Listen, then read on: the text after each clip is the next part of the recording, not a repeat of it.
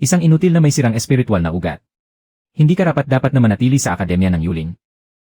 Matagumpay na pinasimulan ang Super Feng Shenbang. Ako ang iyong personal at eksklusibong tagapangalaga. Handa akong maglingkod sa iyo ng buong tapat. Nasaan ba ako? Ito ba ay isa pang dimensyon?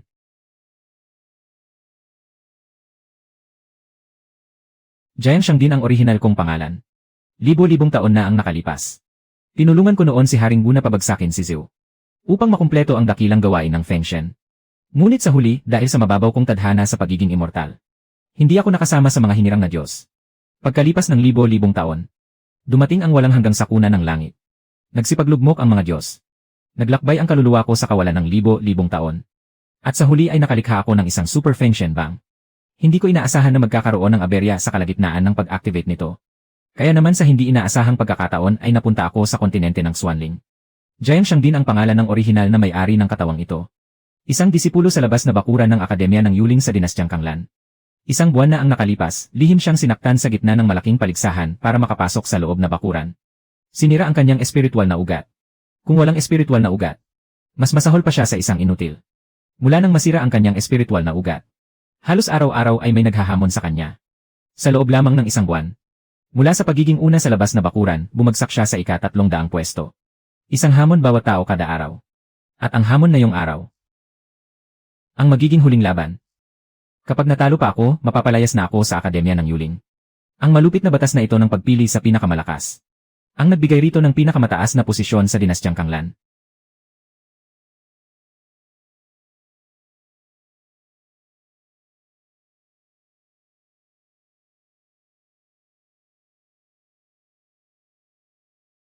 Jiang Shang, huwag ka nang magkunwari.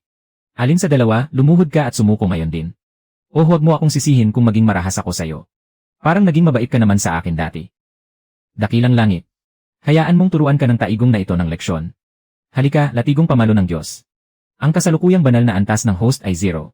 Hindi may papatawag ang latigong pamalo ng Diyos. Anong nangyayari? Tiyak na noong pinasimulan ang Super Feng Shenbang, hinigop nito ang lahat ng aking banal na kapangyarihan. Sa utos ng Yuan Shi Chenzun, Erlang Shen, ipahiram mo sa akin ang iyong banal na kapangyarihan. Ang banal na antas ay hindi pa umaabot sa level 30. Maaari kang maghanap ng mga Diyos sa malapit o alugin ito para makahiram ng random na banal na kapangyarihan. Nakatadhana ka lang na maging tuntungan ko para makapasok sa Akademya ng Yuling. Sundin ang aking utos ngayon din. Espiritual na lakas mula sa lahat ng dako, magtipon kayo sa aking katawan. Gong Sifa Kei. Anong kalokohan ito? Makikipaglaban ako ngayon, ano ba? Huwag mong sabihin gagamitin ko talaga ang bagay na ito para ihampas sa kanya. Batang kaibigan, bakit mo ako ipinatawag para makipaglaban? Haha, huwag kang matakot, batang kaibigan. Huwag mong kalilimutan na sumikat din ako gamit ang aking mga kamao noon. Ang banal na Diyos ng yaman, si Guan Yu, ay narito na. Sinong nagsabing hindi na kayang humawak ng espada ng Diyos ng yaman? Ang lakas ng loob mo, Jiang Shang. Nangdaya ka pa ng patago. Ginamitan mo pa ako ng patagong sandata. Lumabas ka, aking tapat na alipin. Mabangis na Shanggao. Ay. Puro ka lang palabas. Ay. Paano nangyari iyon? Isang suntok lang ay nabali na ang kamay ni Xu Chen. Ang martial spirit ni Xu Chen ay ang mabangis na Shanggao na may katangiang lakas. Hindi ba't nasira na ang espiritual na ugat ni Jiang Shang? Bakit napakalakas pa rin niya? Nagkunwari lang ba siya noong una? Mamatay ka na. Isang ikalawang antas na Fire Thunder Bed pala yon. Mukhang katapusan na ni Jiang Shang ngayon. Ang lakas ng ikalawang ranggo ng Fire Lightning Bed ay baka kahit ang nasa antas ng kondensasyon ng Qi na may 9 na antas ay hindi ito kayang makayanan. Sa kamay ng isang rehistradong disipulo ay mayroon palang ikalawang ranggo ng Fire Lightning Bed. Sino ang nag-utos sa iyo na patayin ako? Huwag mo akong patayin. Ang Fire Lightning Bed ay ibinigay sa akin ni Senior Sister King Su. Akin yan. Si King Su ay orihinal na isang babaeng galing sa bahay aliwan na nasa gipit na kalagayan na iniligtas ni Jiang Shang. Sino ang mag-aakalang ang taksil na babaeng ito sa halip na tumanaw ng utang na loob? Kapag nakabawi na ako ng kaunting banal na kapangyarihan, ibebenta talaga kita pabalik sa bahay aliwan balang araw. Pagbati sa host, nakamit mo ang tagumpay ng unang panalo. Nakuha ang gantimpala mula sa Feng Shenbang. Tumaas ang antas ng banal na katayuan. Banal na kapangyarihan positibo 1-0-0. Feng Shen Battle Merits panandang pandagdag 3. Bilang ng pagdarasal panandang pandagdag 1. Kayong mga mortal, paano kayo makikipaglaban sa akin? Ang antas ng banal na katayuan ay umabot na sa antas 1. Naka-unlock na ang tampok na pagdarasal sa Feng Shenbang. Gusto kong magdasal. Matagumpay ang pagdarasal. Pagbati, nakuha mo ang balahibo sa binti ng Diyos ng Salot. Tunay ngang kapag gumawa ka ng sarili mong kapahamakan, wala kang takas. Kung alam ko lang, hindi ko na sana idinagdag sa Feng Shenbang ang mga kakaibang bagay na ito. Inilabas na ang misyon ng Feng Shenbang. Talunin ang isang panlabas na disipulo na mas mataas ang ranggo kaysa sayo. Gusto kong hamunin si Lobin, ang pang-271 sa ranggo. Ay! Zhenxiang, huwag mong isipin na dahil lang sa sinwerte kang talunin ang isang rehistradong disipulo, ay makakabangon ka na mula sa putikan. Yehey! Tapos na ang oras ng paghiram ng banal na katayuan sa pagkakataong ito. Muntik ko nang malimutan. Kung walang suporta ng banal na kapangyarihan, ang hiniram na banal na katayuan na ito ay parang isang trial card lang. Tumatagal lamang ito ng ilang minuto. Mukhang kailangan ko ng umasa sa sarili ko. Ang laban na ako mismo ang naghamon. Kahit nakaluhod pa ako, kailangan ko itong tapusin. Pagkakaibigan muna. Bago ang laban. Bro. Pakiusap, maging mabait ka sa akin.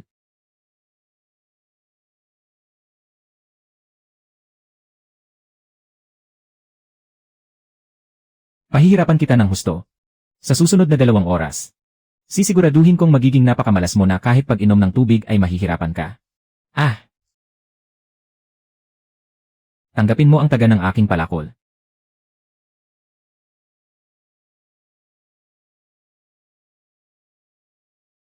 Walang hiya. Ay! Bakit ba napakahirap ng buhay ko? Sektang Kingli. Pagbati sa host na kumpleto mo ang misyon. Antas ng banal na katayuan. Banal na kapangyarihan at Feng Shen Battle Merits panandang pandagdag 3. Talisman ng kidlat panandang pandagdag 1. Naka-unlock na ang Feng Shen Merchant. Gusto kong bumili ng gamit. Feng Shen Token, 3,670 yuan. Hindi ba masyadong sobra ang presyo ng mga banal na kagamitang ito, Dog Collar? 2,500 yuan. Hindi ba masyadong sobra ang presyo ng mga banal na kagamitang ito, 28.50 yuan? Teka, parang ako mismo ang nagtakda ng mga presyong ito noon. Mayroon bang banal na kagamitan o sining ng immortal? Naangkop sa kasalukuyan kong budget. Hindi maaari. Kahit papaano, ang Xiao Shandog ay ang banal na hayop ng aking pamangkin sa sekta. Kung pipiliin ko ang pagkain ng aso, saan ko na lang ilalagay ang mukha kong ito sa hinaharap? Siyam na espada ng Donghua. Hindi kaya ito ang sining sa espada ng immortal na si Donghua Lu Dongbin? Ito lang yon. Ito ba ang tinatawag na sirang sining ng immortal? Bukod sa pabalat ng libro at talaan ng nilalaman, wala akong nakitang kahit isang espada sa siyam na espada. Haay, mabuti na lang at may kaunting silbi pa ang pangkalahatang buod ng mental cultivation. Mas mabuti na ito kaysa sa wala. Ngayong mayroon na akong mental cultivation ng siyam na espada ng Donghua. Kahit wala akong tiyak na mga galaw ng espada. Napakalaking tulong nito sa paglinang ng kasanayan sa espada. Isang pamamaraan sa pag-iisip. At bahala na ang mga galaw ng espada.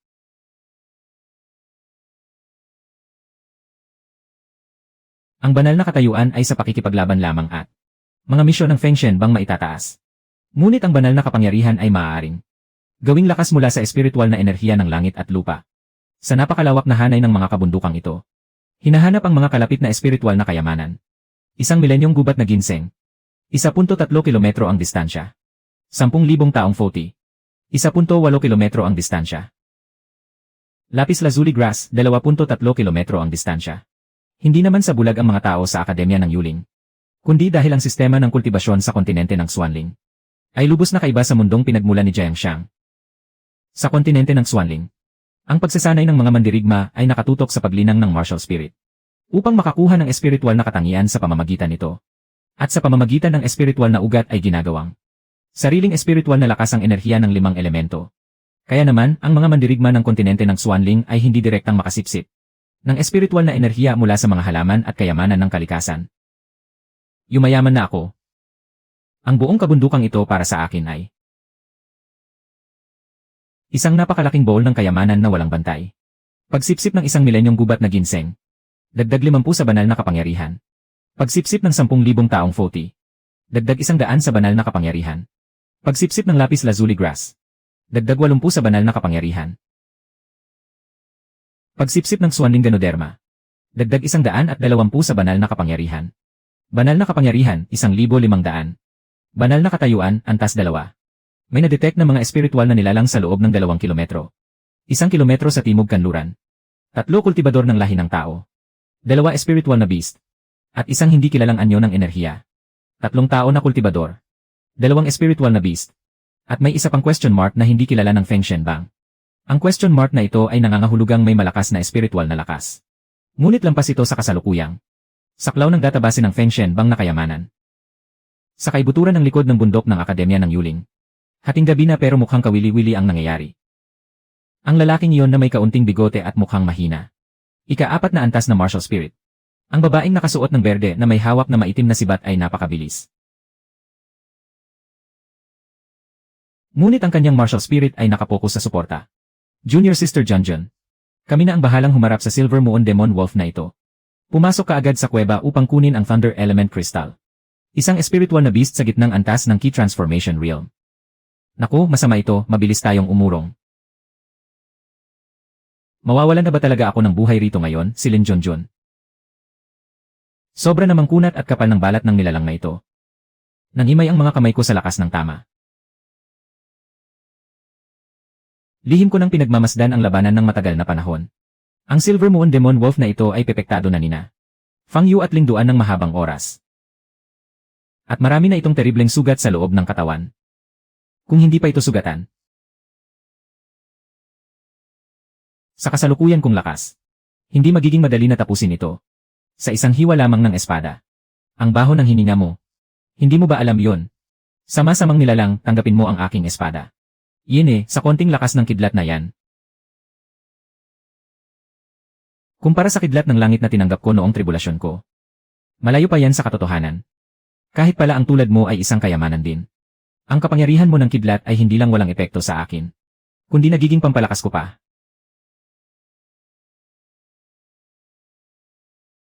Tumigil ka, pakiusap. Napakabangis ng kapangyarihan ng kidlat sa loob ng Thunder Element Crystal. Sa kontinente ng Swanling. Ang ganitong kayamanan ay ginagamit lamang para sanayin ang martial spirit. Hindi kayang tiisin ng espiritual na ugat ng isang kultibador ang napakabangis ng enerhiyang ito.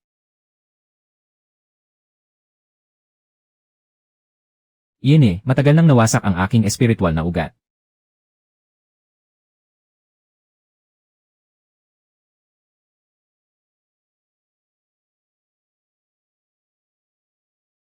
Kapangyarihan ng kidlat, dagdag 50.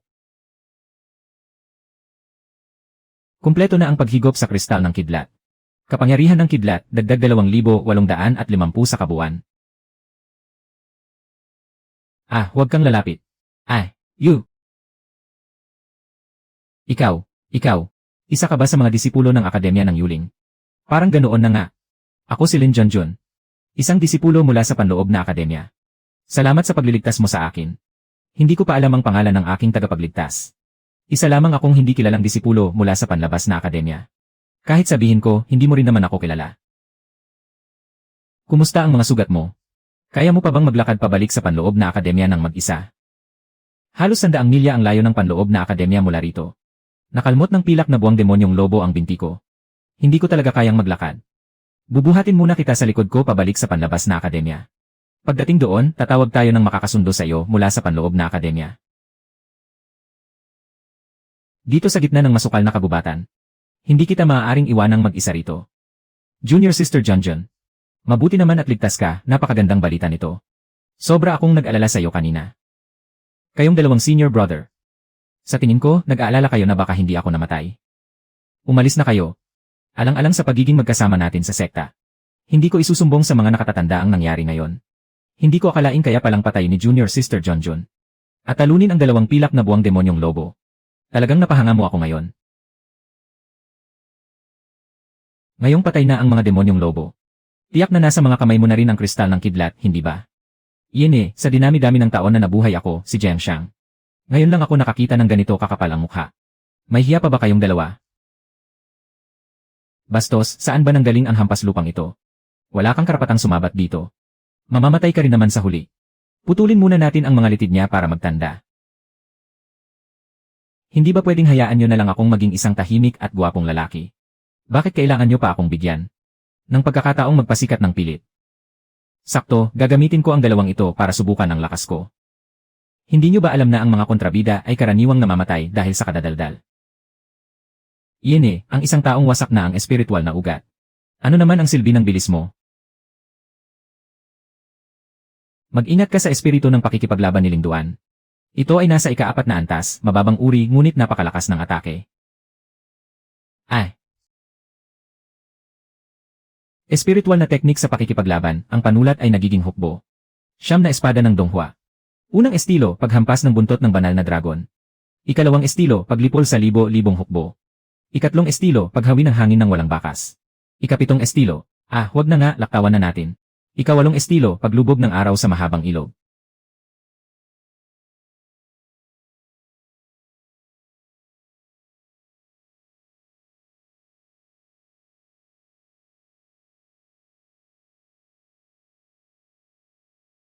Bumili ka ng cake ng asawa. At may kasama pa itong libreng asawa sa loob.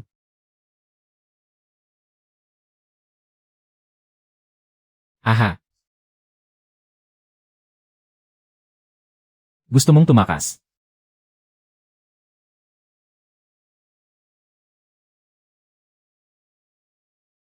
Huwag kang mag-alala, ipinapangako kong wala akong sasabihin kahit kanino. Pero alam mo na kung sino talaga ako. Ayon sa batas ng mundo ng pakikipaglaban, hindi ba dapat ay gawin ko muna sa iyo ang ano? Ang ano at saka ano para maging astig? Gumising ka nga, ang dami mong iniisip. Hindi ako interesado sa isang patag na dibdib na katulad mo. Saan ka pupunta? Natatakot ako sa dilim kapag nag-iisa. Hindi ka ba natatakot na baka kung ano ang gawin ko sa iyo? Hindi mo gagawin yon. Mabuti kang tao. Umalis ka nga, bakit mo ba ako binibigyan ng good person card? Ikaw ang mabuting tao. Mabuting tao ang buong pamilya mo. Bakit ka ba sumisigaw? Sa payat mong katawan na parang tuyong mandarangkal. Tinatamad pa man din akong madumi kamay ko.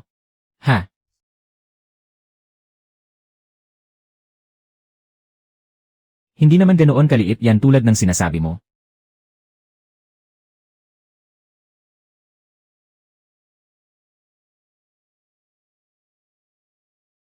Uy, Brokin.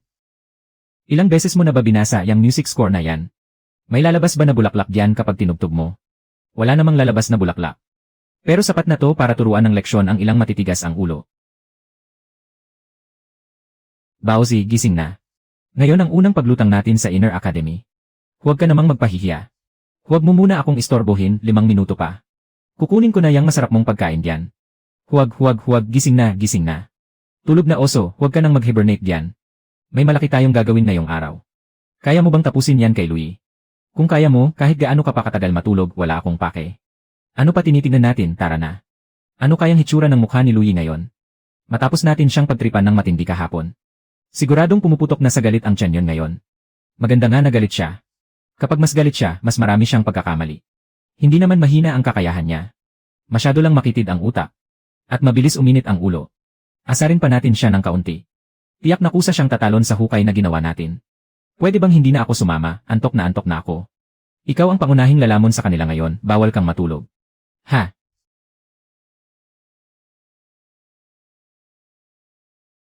Gusto kong hamunin si Bao Wenlin na nasa ika-200 at 99 na pwesto. Sila Nyang sa ika-200 at 98 na pwesto. Si Kang Yu sa ika-200 at 97, si Qin Qiansa. Si Kang Yu at si Louie na nasa ika-200 at 96 na pwesto. Kayo na naman. Sa pagkakataong ito, si Jian Xiang ang gustong humamon sa aming 4. Kailangan niyong igawad ang hustisya para sa amin. Jian Xiang, ikaw mismo ang naghanap ng sarili mong kapahatakan. Senior Brother Lu, poprotektahan kita. Adi.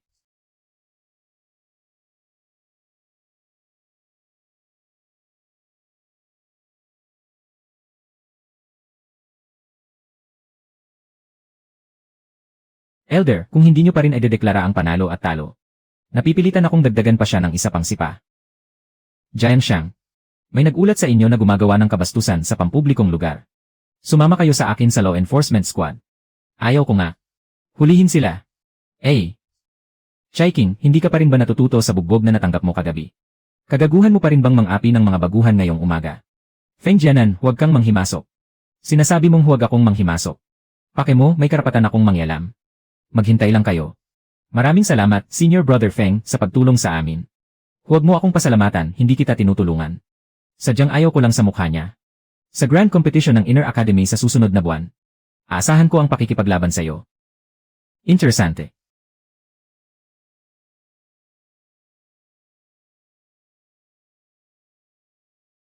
Unang round ng Grand Competition. Lahat ng disipulo ay pwedeng maghamon sa kahit anong yunting platform. Bawat isa ay may isang pagkakataon lamang. Ang huling 20 taong matitira ang papasok sa susunod na round. Magsimula na ngayon. Senior Brother Yuan Qi. Ako si Jiang Xiang. Pakigyahan po ako. Jiang Xiang.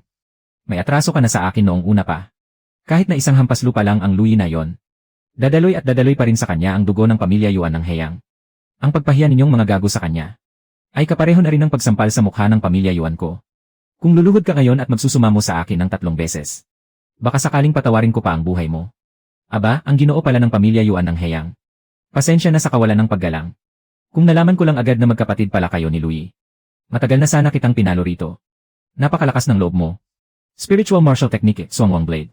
Senior Yuan Qi. Masyadong mabagal ang pag-ipon mo ng lakas sa ataking yan. Yele, kahit hindi gumamit ng espiritual na technique. Kaya pa rin kitang durugin. Crossbow ng humahabol na hangin. Senior Yuan, wala ka namang dangal sa pakikipaglaban. Natalo ang huling yugto ng Qi Transformation Realm. Narito ang mga gantimpala. Banal na kapangyarihan panandang pandagdag 1,200. Punto sa laban ng Feng Shen positibo 3-0. Sino pa? Lene. Nandito ako para ipadala ka sa kabilang buhay. Jiang Xiang. Huwag mong mamaliitin ang gintong espiritual na katawan ng bastardong yan. Mayroon siyang 5 ranggo ng katamtamang metal na elemento ng 5 espiritu. Pero hindi mo kailangang matakot sa kanya. Duwag lang ang taong yan, kakampi mo ako. Feng Jianan, mabuti pang itikom mo ang mabaho mong bibig. Baka mabulok ang bibig mo. Galit ka ba sa akin? Kung matapang ka, hamunin mo ako. Ikaw. Feng Jianan, nagmamayabang ka lang naman sa harap ko. Kung talagang magaling ka, hamunin mo si Yuan. Hamunin mo si Chang Hao. Tama na, tumahimik kayong lahat. Kung manggugulo pa kayong dalawa sa kaayusan ng paligsahan, pareho kayong tatanggalan ng kwalifikasyon. Halika na. Masyadong nakakasilaw ang liwanag na yan. Nakalock na ang target. 2 metro sa kaliwang harap.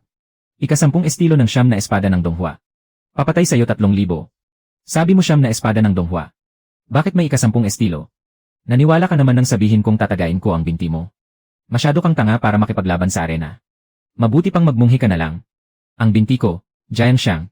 Hindi kita mapapatawad. Sabihin mo yan kapag nakatayo ka na. Narito ang pagkakasunod-sunod ng laban sa ikalawang yugto. Unang laban, Fan Wenzhong laban kay Gong Sunlong. Ikalawang laban, Chang Hao laban kay Guan Qi. Ikatlong laban, Feng Jinan laban kay Ko Yihu. Ika-4 na laban, He Yuan laban kay Bao Wenlin. Ika-5 laban, Si Yufei laban kay Yang Feng. Ika-6 na laban, Xiao Yi laban kay Qin Chan. Ika-7 laban, Yu Qixiong laban kay Lin Linke. Ika-8 laban, Jiang Xiang laban kay Chen Xiao. Ika-9 na laban, King Xuan laban kay Chang Yu. Senior Jiang, maaari ba akong sumuko na lang? Mabuting bagay ang malaman ang sarili mong limitasyon. Hindi nakakahiyang sumuko. Ang nakakahiya ay ang hindi pag-amin sa kahinaan, Qin Chan. Humahanga ako sa'yo. Kung handa kang magtrabaho para sa akin, maaari na akong sumuko sa laban na ito ngayon din. Salamat, Senior Xiao. Pero mas gusto ko pa ring mamuhay ng may dangal. Hindi ako sanay na maging aso ng iba. Dahil ayaw mong yumuko, sisiguraduhin kong hindi ka na makakatugtog ng alpa kailanman. Ay. Huminahon ka. Ang pagpunta doon ay makakagulo lang. Xiao Yi, tatandaan ko ang ginawa mo.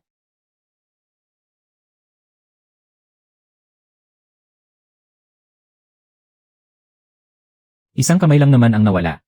Walang anuman yon. Kahit isang kamay na lang ang natitira sa akin. Kaya ko pa ring tumugtog ng napakahusay. Broken. Lunukin mo ito. Senior Jiang, hindi nyo na kailangang magsinungaling sa akin. Isang kamay lang naman ang nawala. Kaya ko pa. Kailan ba ako nagsinungaling sa'yo? Huwag ka ng maraming sinasabi, lunukin mo na. CJ. Magpagaling ka ng mabuti. Ako na ang maghihiganti para sa'yo.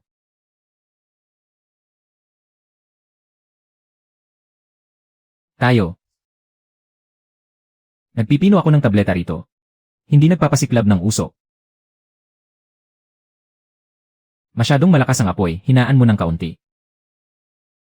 Makinig kang mabuti. Kailangan ko nang magpino ng tableta ngayon. Pakiusap, pakiliit naman hanggang sa maging kasing laki ng basketball. Gugu-gugu. Hindi ko sinabing maging ganyan ka. Kahit maging pato na lang, pwede ba? Hayaan mo na, basta mabuo lang ang tableta. Huwag lang sumabog ang hurno.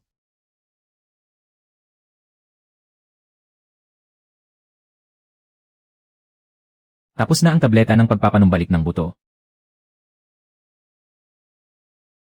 100 metro sa itaas. May 2 kultibador na papalapit. Sa ngayon, talagang inutil na si Kinchan. Ang pinakamalala, tatanggalan ko siya. Nang karapatang makapasok sa tour ng Tongling. At hahayaan ko na lang na si King Sui ang pumalit sa kanya. Aking sinta. Kailan ka ba pinagsinungalingan ni Kuya? Kaya huwag ka nang mag-alala. Ganyan nga. At ang Jian Siyang na yon. Lene. Hindi natin siya dapat palagpasin sa malaking paligsahan sa arena bukas. Huwag kang mag-alala. Sa kasalukuyang lakas ni Air. Napakadali lang napatayin ang Jiang Siyang na yan. At saka, nag-ayos na ako ng lihim na tauhan. Sinisiguro kong hindi makakababa ng buhay si Jiang Siyang sa arena. Mga walang hiyang taksil. Bukas sa arena ng Fengyon. Tingnan natin kung paano niyo ako mapipigilang magpatuloy.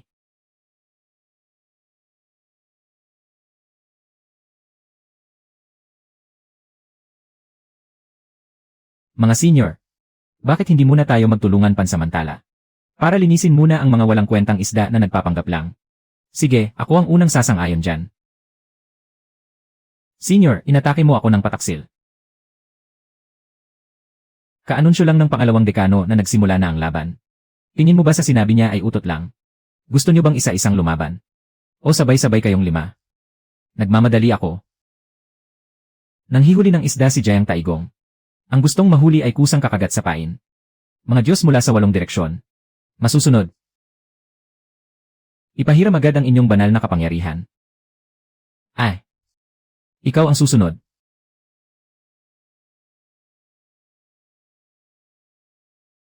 Putsa.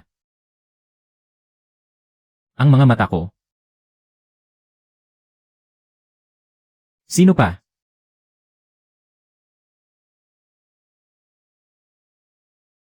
Karapat-dapat kang maging kalaban ko. Isang malaking karangalan.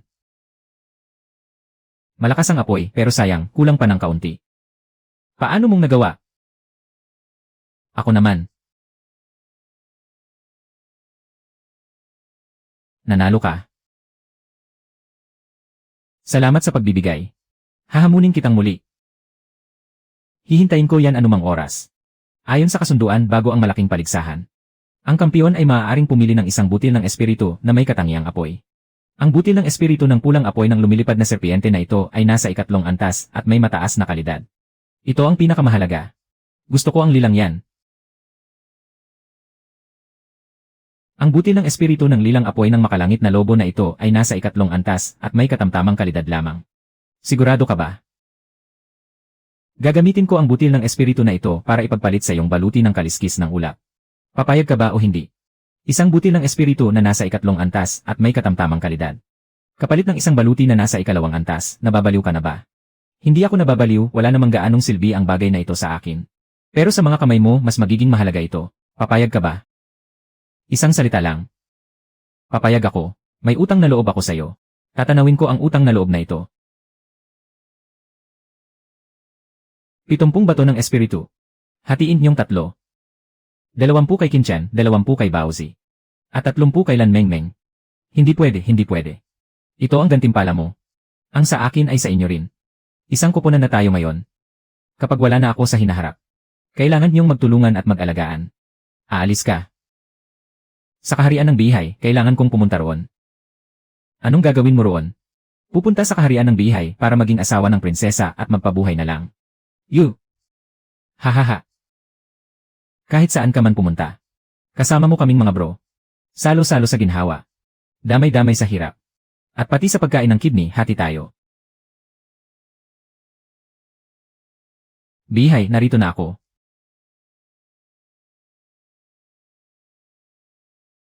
Bukas na kayo ng tour ng Tongling. Pagkalipas ng 3 araw, kusa kayong ilalabas ng tour. Sa nakalipas na mga taon, ang mga disipulo ng ating akademya ng yuling sa loob ng tour ng Tongling. ay hindi mabilang kung ilang himala na ang nagawa. May ilan pang ang nagawang ay evolve ang kanilang walang katulad na martial spirit sa loob ng Tor. Kung gaano kalayo ang mararating ninyo, ay nakadepende na sa sarili ninyong kapalaran. Qintian, naputol na ang iyong kamay. Tiyak na limitado na ang mararating mo sa landas ng kultibasyon sa hinaharap. Kahit pumasok ka pa sa Tor ng Tongling. Pagsasayang lang ito ng isang mahalagang slot. Napag-usapan na namin ito ni Elder Han Wei. At umaasa kaming maibibigay mo ang slot na ito sa taong mas nangangailangan. Anong karapatan ng isang basurang tulad niya na pumasok sa Tor ng Tongling? Hindi kami papayag. Mawalang galang na po, Vice-Dekano. Sino po ba ang taong mas nangangailangan na sinasabi ninyo? Nakuha namin ang pagkakataong ito sa pamamagitan ng pagbubuwis ng aming buhay. Ngayon naman ay wala man lang kaming karapatang malaman ang totoo. Jiang Shang, tandaan mo ang iyong posisyon. Ito ay bagay na dapat pagdesisyonan ng mga elder. Hindi mo na dapat pakialaman. Elder Han, kung magaling na ba o hindi ang kamay ni Qintian, ay hindi nakasalalay sa mga salita mo. Qintian, ipakita mo sa kanila. Ay. Kayayo, Gaside.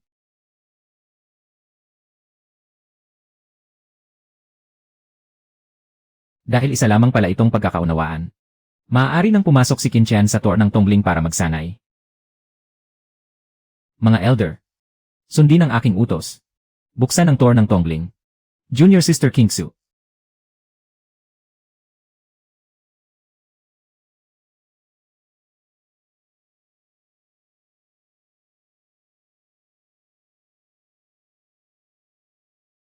Oras na para pumasok. Tayo na. Yele, isang third class na martial spirit lang. May lakas pa ng loob na magpahiya ng sarili rito sa Tor ng Tongling. Mas nag-aalala ako kay Senior Brother Xiaoyi ngayon. Kung nasasanay na ba siyang tumingin sa mundo gamit ang isang mata. Buwisit! Sino ka ba talaga?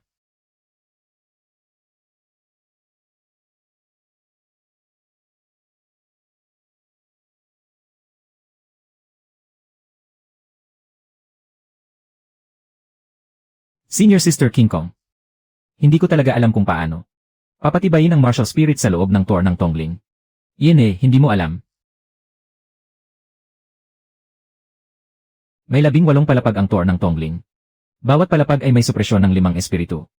Habang pataas ka ng pataas, lalong lumalakas ang supresyon. Kusa ring gagana ang iyong martial spirit para labanan ang supresyong ito. Katulad lang ito ng pagsasanay na may pasan na mabigat. Kapag nakayanan mo ito, mapapatibay ang iyong martial spirit. Xiaobei. Ano ba ang bagay na ito? Alaga ko. Mauna na kayo sa itaas. Susunod na lang ako mamaya.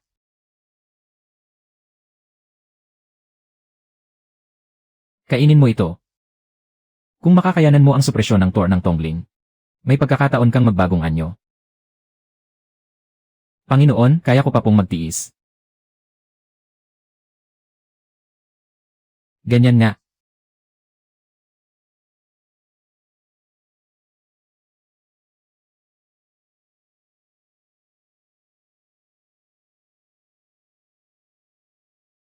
Senior Brother He. Mukhang sa mga panloob na disipulo sa pagkakataong ito. Tayo lamang dalawa ang may pagkakataong makarating sa ika-17 palapag. Huwag mo akong bulahin. Hindi ko masisiguro kung makakaakyat ako sa ika-17 palapag. Pero ikaw, siguradong wala kang pag-asa. Senior He, natalo ka kay Jiang Shang sa malaking paligsahan na ito. Kaya nawalan ka ng isang butil ng espiritu ng apoy. Mayroon tayong isang kaaway. Bakit hindi tayo magsanib puwersa? Xiaoyi, hindi ako katulad mo. Tinatanggap ko ang aking pagkatalo. Kung gusto kong manalo, babawi ako ng patas at marangal. Huwag mo akong buluhin. Jiang Shang, paano ka naman makakapasok sa ika-16 na napalapag? Padaan nga. Tao ka pa ba? Maniniwala ka ba kung sasabihin kong isa akong Diyos? Jiang Shang, kung kaya mo akong dalhin sa ika-17 palapag. Mula ngayon, burado na ang lahat ng atraso sa pagitan nating dalawa. Akong si Xiaoyi, may isang salita. Sige ba? Sumigaw ka muna ng 3 beses ng Senior Jiang, nagkamali ako. At maniniwala na ako sa'yo. Senior Jiang, nagkamali ako.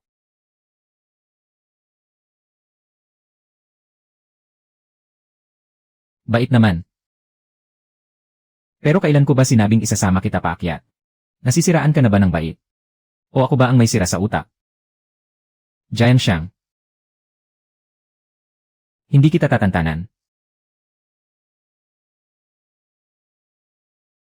Unang espiritual na kasanayang pandigma. Paghahari sa buong mundo. Ano bang klaseng utak mayroon ang mga tao sa akademya ng Yuling? Kahit ito lang ay hindi nila alam gawin. Dapat nagpapalitan kayo sa pagtanggap ng atake ng Thor para mabawasan ang pinsala. Mula ngayon, tatawagin kitang espada ng 7 bituing Long Yuan. Kung Fu Panda. Mula ngayon tatawagin kitang Huaxia Panda. Para ito sa pavilion ng Zhenbao. Hindi ito dapat masayang dito. Pangingisda ni Jiang Taigong. Ang kusang lalapit ang siyang mahuhuli. Mga Diyos mula sa 8 direksyon. Ipahiram ninyo sa akin agad ang inyong banal na kapangyarihan. Nagbibigay galang ang munting dragon kay Taigong. Ano po ang maipaglilingkod ko sa inyo, Taigong? Hindi ako makapasok sa ika-18 palapag. Hinarangan ako ng malaking bato. Taigong, ang dambuhalang batong iyon ay tumitimbang ng 1,000 jin. Masyadong mahina ang aking banal na lakas para maitulak iyon. Ngunit kaming mga dragon ay likas na may kakayahang magkontrol ng tubig. Gagamitin ko ang orasyon ng pagkontrol sa tubig upang pansamantalang gawing likido ang inyong katawan. Upang makalusot kayo sa mga siwang ng bato. Sana sinabi mo agad. Simulan mo na. Misteryosong espiritual na butil ng 8 kayamanan. Ika-7 antas ng mataas na kalidad na pantulong na espiritual na butil. May kakayahan itong mag-ipon ng espiritual na enerhiya ng langit at lupa. At patatagin ang espiritu ng pakikipaglaban. Isa itong naglalakad na bukal ng buhay. Ang itaas ay talagang hindi lugar para sa tao. Pinapayuhan kitang huwag nang umakyat. Ang isang tunay na lalaki ay dapat walang kinatatakutan. Senior He, sino nga ulit ang nagsabi kanina na ang tunay na lalaki ay walang kinatatakutan? Nagkamali ako ng sinabi kanina. Ang matalinong tao ay hindi nakikipag-away kapag dehado. Ang dahan-dahan at siguradong hakbang ang pinakamainam na paraan. Padaan nga. Giant Shang. Panginoon, bakit po kayo bumalik? Mukhang nagpakasaya ka ng husto sa ibaba. Gusto ko lang pong subukan ang bagong kasanayan ng espiritual na hayop. Sakto, kailangan ko rin magsanay sa totoong labanan gamit ang aking espiritu ng pakikipaglaban. Panginoon, ang aking unang kasanayan ng espiritual na hayop ay tinatawag na liwanag ng pagkasira. Kaya nitong sirain ang lahat ng uri ng enerhiya. Ang lakas mong magyabang Halika, patunayan mo sa akin sa pamamagitan ng gawa. Pangalawang dekano, ang pagsasara ng Thor ng Tongling sa pagkakataong ito. Tila may kakaibang nangyayari. Tingnan muna natin ang resulta. 4 na tao ang sabay-sabay na nag-ebolusyon ng 5 espiritu. Ito ay isang pambihirang pangyayari na nagaganap lamang minsan sa 100 taon. Giant Shang. Nabalitaan kong nakaabot ka raw sa ika-17 palapag ng Thor ng Tongling. Nakaabot nga ako sa ika-17 palapag. Pero masyadong matindi ang pressure doon. Hindi pa ako nakatatagal doon ng kalahating Shichen ay bumaba na ako. Isa ka lang namang hamak na 3 antas ng wuling. Paano ka nakapanatili sa ika-17 palapag ng kalahating Shichen? May ninakaw ka siguro roon, no? May sinasanay akong lihim na sining ng pagpapalakas ng katawan mula sa aking mga ninuno. Kaya medyo makapal at matigas ang katawan ko. Nakaakyat lang ako sa ika-17 palapag dahil sa kuryosidad. Hindi ko naman pwedeng asahan na ang isang 3 antas ng wuling ay magpapalakas doon, di ba? Pero malinaw namang may 18 palapag ang Thor ng Tongling. Gusto ko sanang umakyat doon para mag-usisa. Kaso naharangan ng daan ng isang dambuhalang bato. Na-trigger pa nga ang selyong proteksyon doon. Kaya nawalan ako ng malay ng ilang sandali. Nang magising ako, hindi ko na sinubukang manatili pa. Kaya bumalik na lang ako sa 3 palapag. Lanan. Ang dambuhalang bato sa pasukan ng ika-18 palapag ay isang selyo na personal na inilagay ng dekano. Walang sinuman sa ibaba ng antas ng Qianling ang makakasira nito. Mukhang hindi naman siya nagsisinungaling. Tapos na ang usaping ito rito.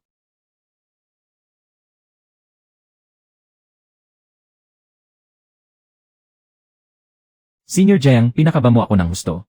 Sa hitsura mo kanina. Akala ko talaga mabubuking ka na. Nasa bulsa ko pa naman ang perlas ng babaok sunling ngayon. Kahit habang buhay silang mag-imbestiga, hindi nila ito mahahanap. Giant Shang. Senior Jiang, magtapat ka nga sa akin. Ang perlas na kinuha mo sa ika-18 palapag ng Thor ng Tongling. Sobrang mahal ba yon? Medyo mahal nga. Kung ganoon, bakit ka pa nananatili sa akademya? Hihintayin mo pa bang imbestigahan kanila? Oras na nga para umalis. Saan? Sa kaharian ng Bihay, may pinangakuan ako. Natutulungan ko siyang ihatid ang isang tao pabalik. Mahalaga ba ang taong iyon? Mahalaga. Kung ganoon, sasama ako sa'yo. Isama mo rin ako. Wala rin naman akong ibang mapupuntahan. Mula noong unang araw na pumasok kami sa inner courtyard. Ikaw na ang nagtatanggol sa amin. Kung saan ka pupunta, doon din kami sasama. Kung ganoon, tutuloy tayo patungong Hilaga ng walang limunan. Hindi ba natin sasabihin sa ikatlong prinsesa? Kapag sinabi natin, baka hindi na siya umalis. Tio Feng, ibigay mo sa kanya ang singsing na ito at sabihin mo sa kanya na hindi ang kaharian ng Bihay ang huling destinasyon. Simula pa lang ito. Hihintayin kita sa Bihay.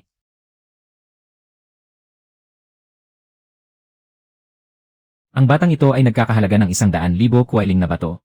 Ihatid natin siya sa isla ng Longkong sa pamamagitan ng daang tubig. Huwag tayong paunahan sa ibang mga bounty hunter. Naisahan ako.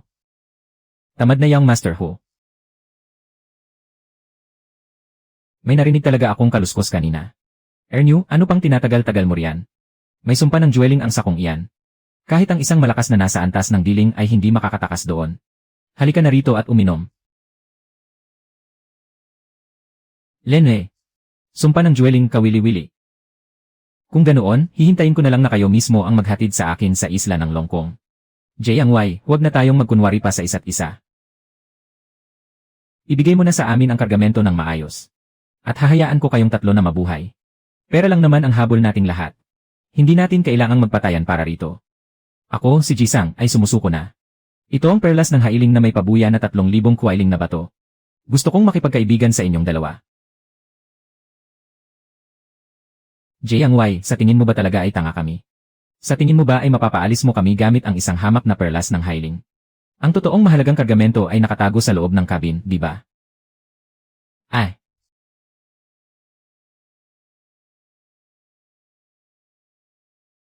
Hindi ba't nasa ilalim ka ng sumpa ng Jueling?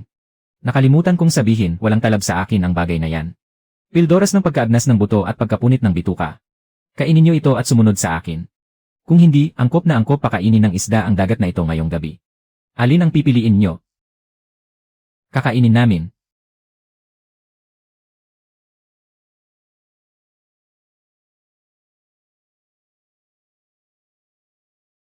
Jiang Wei, matagal-tagal din tayong hindi nagkita. Sino naman ang kasama mo na ito?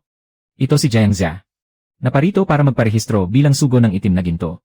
Ilang bituin ang irerehistro? 6 na bituin.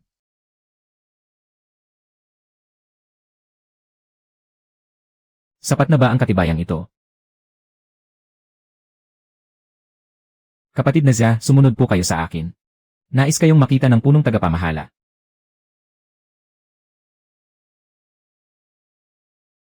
Tuloy kayo. Jian Xiang. Tinalo mo sina Haishan at Junyo. Nais kong direktang maging 6 na bituin. Labanan mo ako. Tumagal ka ng 3 minuto. Ikaw ang magiging pinakabata sa sangay ng isla ng Longkong. Na 6 na bituin sugo ng itim na ginto.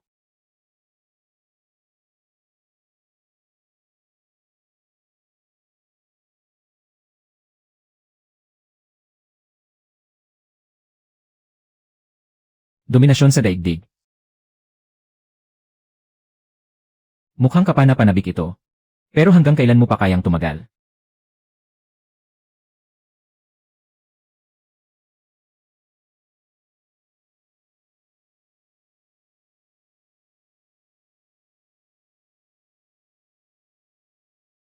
Tapos na ang 3 minuto.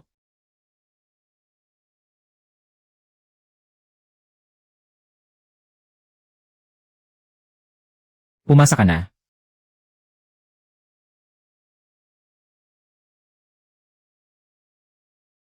Master Mu, ito. Ilibot mo siya para maging pamilyar sa mga patakaran ng isla. Kailangan pa niyang dumalo sa subasta ngayong gabi. Bro, sabihin mo ang totoo. Ano ang isinakripisyo mo? Anong sakripisyo? Huwag ka nang magkunwari, alam ko na ang lahat. Maaaring isinakripisyo mo ang iyong katawan. O kaya naman ay ang iyong kaluluwa. 3 minuto lang ako sa loob. Bakit ang dami mong iniisip na kung ano-ano? Ang ulo ng ika-6 na antas ng espiritual na hayop, ang banal na lasong demonyong dragon. Ang panimulang tawad ay 8,000 esmeraldang espiritual na bato. Ang bawat dagdag sa tawad ay hindi dapat bababa sa 1,000, 10,000, 20,000, 21,000, 30,000. Master, 30,000 para sa isang walang silbing ulo ng hayop. Maghintay ka, tingnan natin.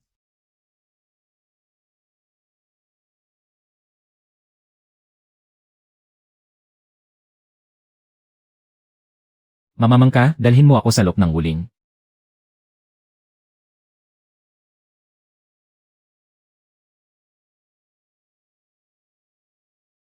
Master, malakas po ang hangin at alon. Kumapit po kayong mabuti. Giant Xiang. Aoyang Ming, napakalayo naman ang tinakbo mo. Akala ko pa naman ayaw mo nang makipagkwentuhan sa akin. Lene. Saan ka pupunta? Sandali lang. Ay. Ziduan. At isang matandang fox. Mahusay nga kayong pumili ng makakasama. Ngunit ngayon. Master, sa wakas ay nagbalik na kayo. Nagwawala pa ba ang pinsan mong babae na nasa barko? Hindi naman siya nagwawala. Pero panay ang hirit na makita ka. Si Huang Gutou mismo ang nagbabantay sa pinto ng kabina. Sinasabi niyang hihintayin muna kayong bumalik para magdesisyon. Boss Jiang, sa wakas ay naisipan mo ring bumalik. Kung ikukulong pa ako sa silid na ito, baka magkasakit na ako sa sobrang pagkabagot. Boss Jiang, hindi biro ang init ng ulo ng pinsan mo. Gusto pa ngang tumakas sa bintana kagabi. Sige na, palabasin niyo muna siya para makalanghap ng sariwang hangin. Huwag niyo lang siyang hahayaang umalis ng barko. Bilis, bilis, bilis. Boss Jiang, mga kaibigan mo ba sila? Mga bro ko sila. Ahahaha. Hihe, Senior Jiang. Lalong lumalakas ang hampas ng palad mo ah. Dahil kumpleto na ang lahat. Nasa harapan na natin ang kaharian ng bihay. Kapag nalagpasan natin ang dagat na ito, lahat tayo ay magiging wanted na. Sino sa inyo ang gustong bumalik sa dinastyang Kanglan ngayon? Maghahanap ako ng maghahatid sa kanya sa Pampang. Lanan. Bakit pa babalik? Para magpatuloy bilang disipulo ng Inner Court. Para maging target lang ng iba, ayoko nga. Senior Jiang, itabi mo na lang ang mga salitang iyan sa sarili mo. Kailan ka ba naman umatras? Mabilis na sumulong patungo sa destinasyon. Lungsod ng Tianbei sa kaharian ng Bihay. Yuno Chai, kay tagal nating hindi nagkita. Sa wakas ay nagkita rin tayo. Ito siguro ang pumatay sa labas ng pasong Sweksya. At tumalo sa pulang haring pating, si Boss Jiang, ikinagagalak kong makilala ka. General Meng. Nag-aalala ako habang nasa daan kung may nangyaring masama sa pasong Sweksya. Ngayong nakikita kong ligtas ka. Sa wakas ay nakahinga na ako ng maluwag. Masyado kayong magalang, General Meng. Ang labanang iyon sa labas ng pasong Sweksya ay dahil lamang sa swerte. Nagkataon lang na ang mga pirata mismo ang lumapit sa kamatayan. Masyado kang mapagpakumbaba, Boss Jiang. Nagpahanda na ako ng inihaw na tupa at mainit na alak. Pagkapasok niyo sa pasong ito, magpahinga lang kayo ng mabuti. Ako na ang bahala sa lahat ng gagawin sa labas ng pasong ito.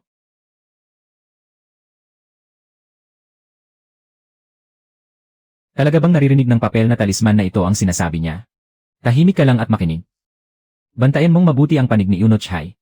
Huwag mong hayaang maghinala sila. Nagpadala na ako ng mensahe pabalik sa lungsod ng Tenyuan. Ang mahal na prinsipe sa pinakahuli ay bukas ng hapon. Ay magpapadala kay Tantay Xiangsheng para hulihin sila. Bago mangyari yon, dagdagan pa ng 10% ang lason sa alak at pagkain. Kung makikialam ang taong may apelyidong Jiang na yon, patay na rin siya. Tutal, pagkalabas ng pasong Sweksya ay teritoryo na ng mga pirata. Siya nga. Pumunta ka at tawagin mo siyang Duo.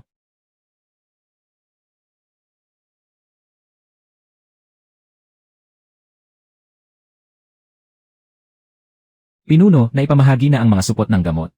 Tig-isa ang bawat tao. Natutunaw agad ito pagkasubo. Walang kulay at walang lasa. Bago magbukang liwayway bukas. Walang kahit isang gising sa 2,000 sundalo ng garison. Ninuno. Nagalaw ko na ang mga pangunahing mekanismo sa pinto ng lungsod. Sa 4 na pangunahing ng lungsod. 3 ang sinira ko. Kapag pinilit nilang paikutin ito, kusa nang masisira ang mga ngipin ng gulong. At hindi na nila ito maiayos sa oras. Lumabas ka ng lungsod. Huwag masyadong malayo. Doon lang sa mababang kagubatan sa kanluran na may layong 5 li. Huwag kayong mag-alala, guro. Alam ko ang daan. Bago mag-umaga, kahit anong mangyari sa loob ng lungsod. Huwag na huwag kang babalik. Ha? Bago mag-umaga. Hindi pa pag-ari ni Meng ang pasong Sweksya.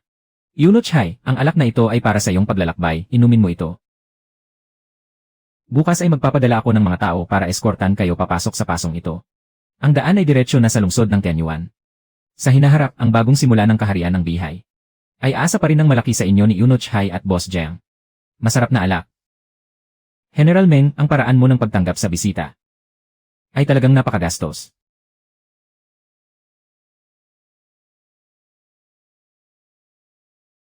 Kailan mo pa?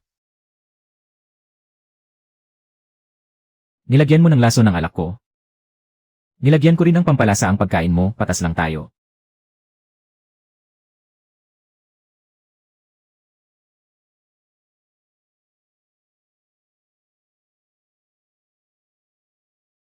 Ang watawat na iyon ng haring pating ng dugo.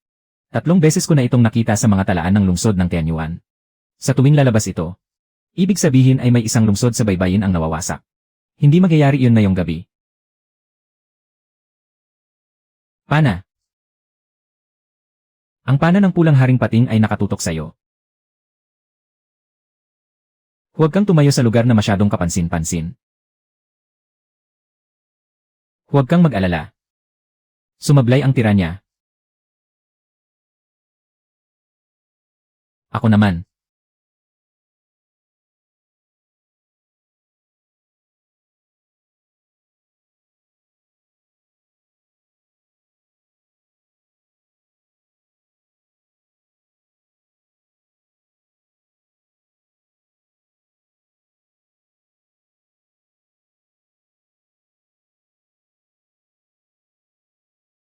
Pinunong bai, gaano nakatagal na apektuhan ng kakaibang kondisyon ang hari?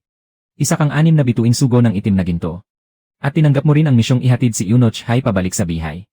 Sino ang nagpupondo sa iyo sa likod ng mga eksena? Isang dating kakilala na may apelyidong Lin.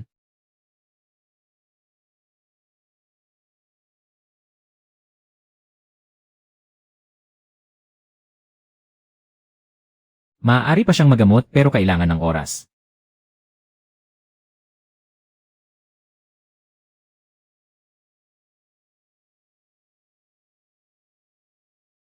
Pinunong bai, sino ang taong ito? May utos ang hari. Si E. Jiang ang gagamit ng acupuncture para gamutin ang karamdaman.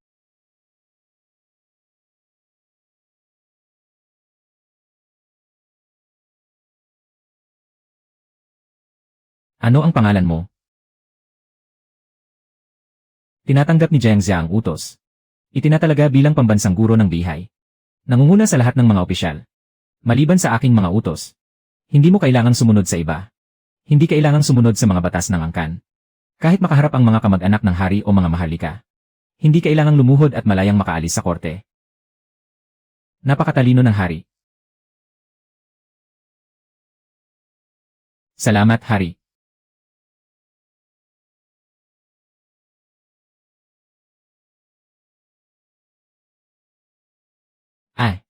Pambansang guro. Dahil ikaw na ang pinuno ng lahat ng opisyal. Mula ngayon ang depensa, militar at pamamahala ng Bihay. Ay hindi na lang ikaw ang may pananagutan. Huwag kayong mag-alala, pinunong bai. Hindi ko balak mag-solo. Ikaw ang unang taong gusto kong makita.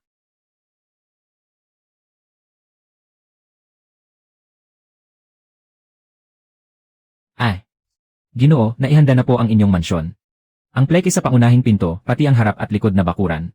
Ang bodega at kwadra ay maayos na rin po. Habang binibilang ko ang mga regalong ito mula sa hari. May natuklasan akong ilang kawili-wiling bagay. Ano? Ang mga suplay ng militar na ipinadala ng kagawaran ng paggawa. Nakasulat sa record na may 300 hanay ng ikalimang antas ng baluti. Ngunit ng bilangin, 253 lamang ang narito. Tungkol naman sa pondo na sinasabing inilaan para sa 500,000 luntiang espiritual na bato ng kampo ng banal na hukbo. Gaano kalaki ang kulang? Sa pondo. Kulang ng 80,000. Iwan mo rito ang aklat ng talaan. Patuloy mong bantayan ang mga taong kasangkot. Saan napunta ang perang ito? Mag-imbestiga ka pa ng mas malalim.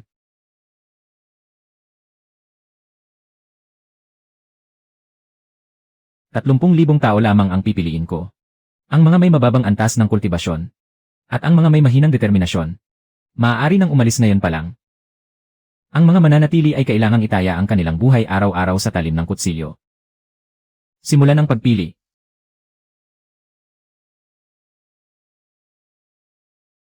Pambansang guro.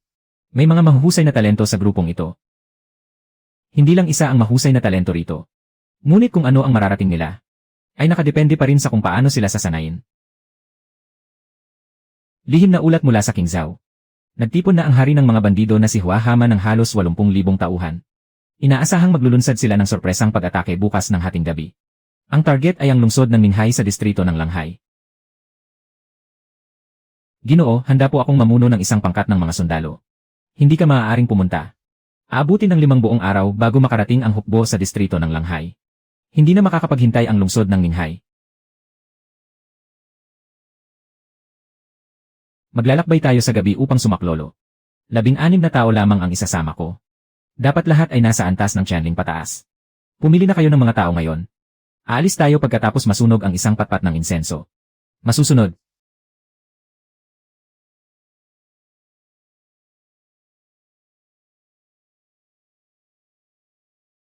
Ginoo, may 30,000 sundalo sa depensa ng lungsod. Ang nagtatanggol na si General Xuyan ay matapat, matapang, at mapagkakatiwalaan.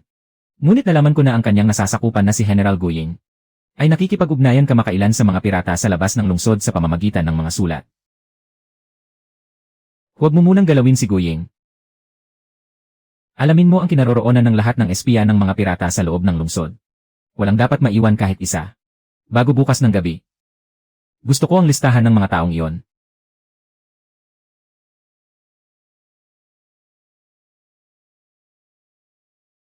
National Master, nagkulang po ako sa pagdidisiplina sa aking mga tauhan. Handa po akong tanggapin ang parusa. Hindi na kailangang humingi ng parusa, matandang general. Lumaban kayong mabuti ngayong gabi. Kunin niyo ang buhay ni Hua Hama. Mas mabuti pa yan kaysa sa anumang paghingi ng parusa.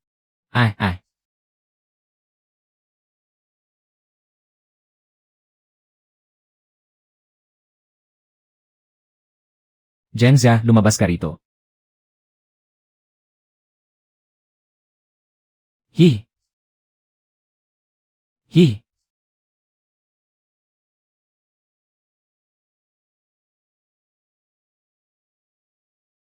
National Master. Naipagtanggol ang lungsod ng Ninghay. Kamahalan. Kinuha ng National Master ang pamumuno sa depensa ng lungsod ng Ninghay nang walang utos mula sa inyo. Ito ay isang krimen ng paglampas sa kanyang otoridad. Naniniwala po akong dapat itong imbestigahan. Ulat ng tagumpay. Dakilang tagumpay sa Ninghay. Higit 73,000 pirata ang nalipol. Napatay ang natalong hari ng mga pirata na si Hua Hama. Higit 20 barkong pandigma ang nasamsam. Higit 5,000 sundalo ng lungsod ng Ninghay ang nasawi at nasugatan. Walang kahit isang sibilyan sa lungsod ang nasaktan. Kaliwang kansilyer. Ano nga ulit ang sinasabi mo tungkol sa pagparusa sa kanya? Naniwala po ako sa maling sabi-sabi. Parusahan niyo po ako, kamahalan. National Master. Sa labanan sa Ninghay. Mayroon ka bang gustong sabihin? Kamahalan. Sa linya ng depensa ng Ninghay, mayroon pang 10,000 na mga nasawing sundalo ang naghihintay ng tulong para sa kanilang pamilya.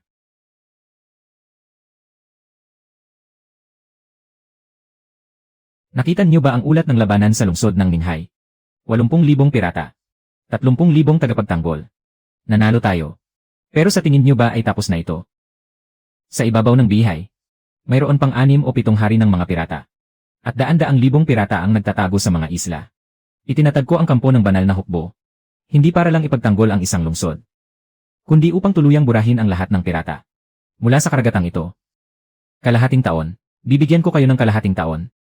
Pagkatapos ng kalahating taon, ang kampo ng banal na hukbo ay dapat maging pinakamatalas na patalim ng bihay.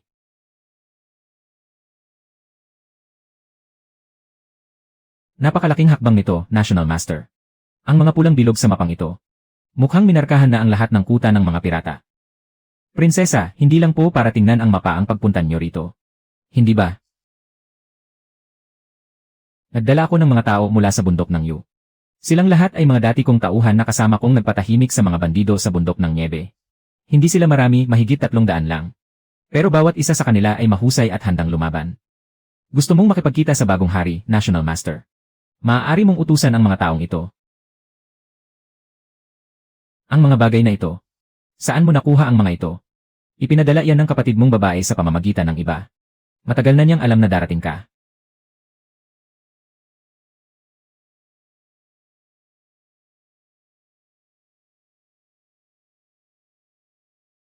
National Master. Tapos ko nang basahin ang teorya ng reaksyong nukleyar na sinabi mo. Ang pinakapunto nito ay isang pangungusap lang. Ay compress ang espiritual na lakas hanggang sa sukdulan. At pakawalan ito sa isang saglit. Iniisip ko kung maaari ko bang pagsamahin ang bagay na ito at ang pagputol ng ki. May nalaman ka na ba? Tinawag ko itong malaking nilagang itlog. Sa aking pagtansya, ang lawak ng pinsala nito ay aabot sa hindi bababa sa 3 kilometro. Sa loob ng 100 metro mula sa gitna. Tiyak na mamamatay ang sinumang mas mababa sa Channeling Realm. Huwag mo munang subukan ang bagay na ito sa bundok ng Kunlun. Kung ganoon, saan natin ito susubukan? Maghintay tayo ng tamang lugar.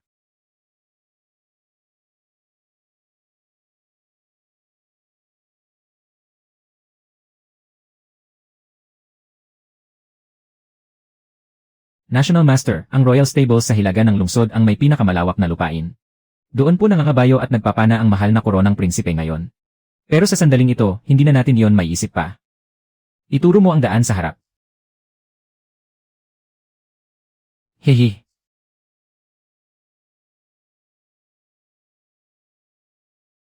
Jian Shang, ikaw. Ang lakas ng loob mo.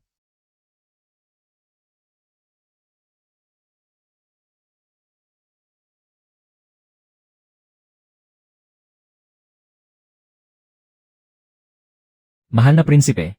Ayos lang po ba kayo?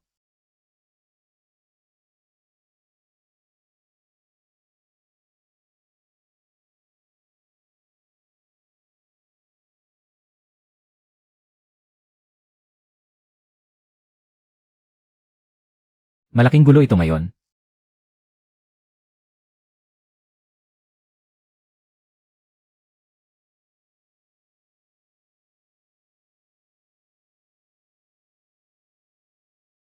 National Master, may kung ano sa ilalim.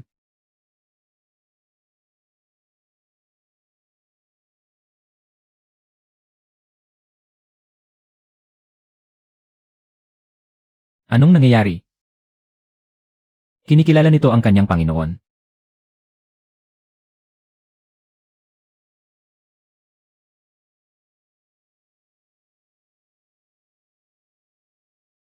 Bago sumikat ang araw, kailangan nating salyuhan ang lugar na ito.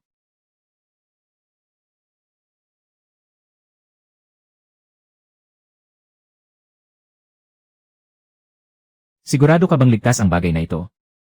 Hindi ako sigurado pero ako ang pinili niya. Tungkol sa mahal na prinsipe, anong balak mong gawin? Hihintayin ko muna siyang lumapit sa akin.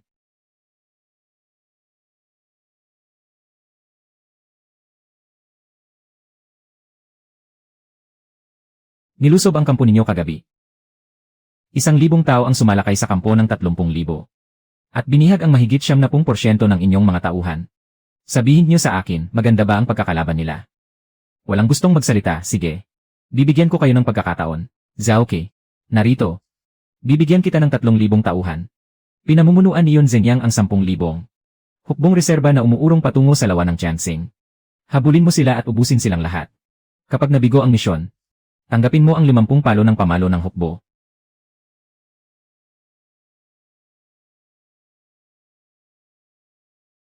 Ay! Zhaoke. Naging tuso ka na.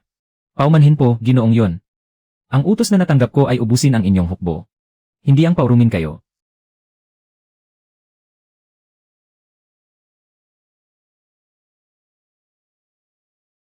Ginoong Yun, tapos na ang palabas, maaari na kayong bumalik. Magaling na bata. Patayin, patayin, patayin. Maganda ang pagkakalaban sa labanang ito. Ngunit dapat niyong tandaan. Na ang 3,000 taong ito ay nanalo ngayon. Hindi dahil sa marami sila. At hindi rin dahil sa magandang kagamitan.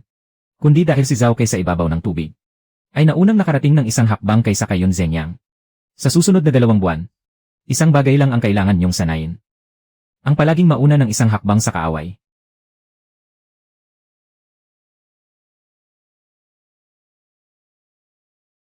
Ay,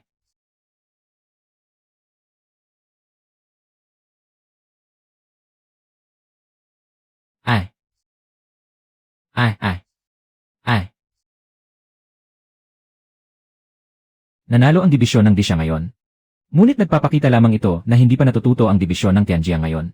Kung paano haharapin ang mga atake ng tunog. Magpapalit tayo ng taktika bukas. Masyadong matigas ang depensibong pormasyon ni Bao Wenlin. Plano nating pumasok mula sa magkabilang panig ng sabay upang sirain ang kanyang kalasad.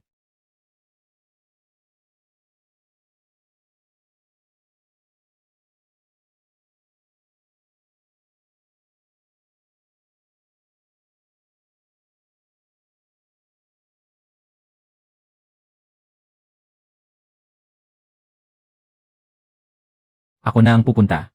Anong ikaw ang pupunta? Katalo lang ng dibisyon ng Disha. Manatili ka rito para suriin ang laban. Ipinagkakatiwala ko sa iyo ang kampo ng banal na hukbo. Guro, ako. Pamunuan mo sila para magpatuloy sa pagsasanay. Mananatili sina Liu Yi at Yin Yuehua para tulungan ka. Pagkalipas ng 2 buwan, gusto kong makakita ng isang hukbong kayang lumaban. At hindi isang grupo ng mga sundalong umiiyak sa akin. Lenwei. Tayo na. Maaaring hindi na tayo makabalik sa paglalakbay na ito. Kung ang National Master nga ay hindi natatakot. Ano pa ang dapat kong ikatakot?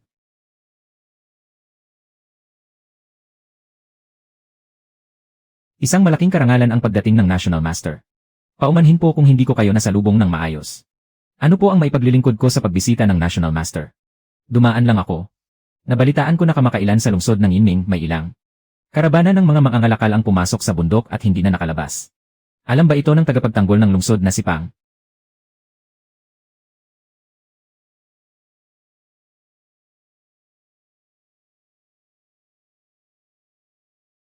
Maghintay hanggang sa makatulog sila bago kumilos.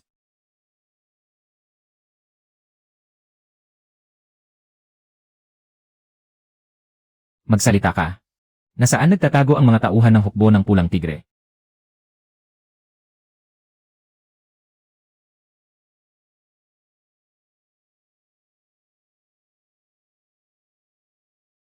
Xiao Baybay. Few Inner Guards. Pambansang guro. Ang asawa ng tauhan mong si Hua Hama.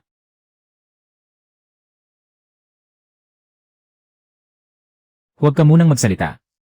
Hindi muna apurado ang tungkol kay Hua Hama. Nasaan si Huang Sihang?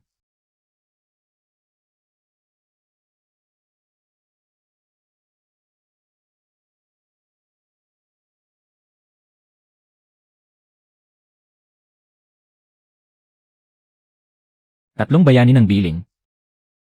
Anong misyon ang tinanggap niyong tatlo? Ay.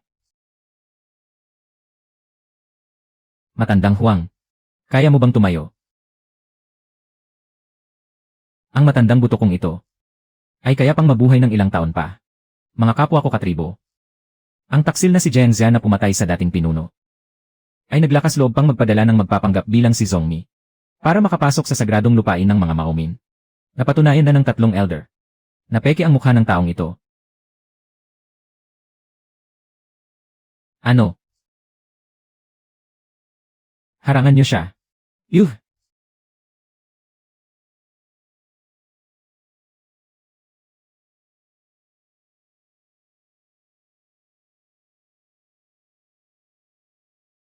Pinuno. Ikaw nga talaga.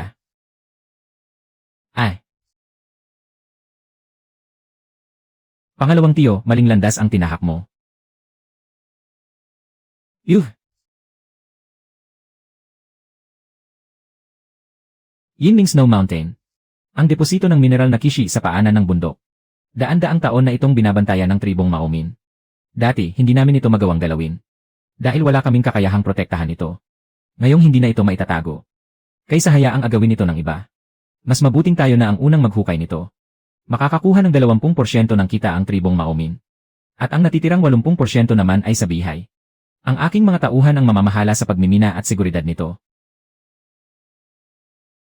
Bukod pa rito, bibigyan namin kayo ng 100 eliksir sa pagpapagaling taon-taon. Pambansang guro. Umalis na si Master Zuolayang mula sa bundok Kunlun. Sinabi niya na may dala siyang bagong formula ngayon.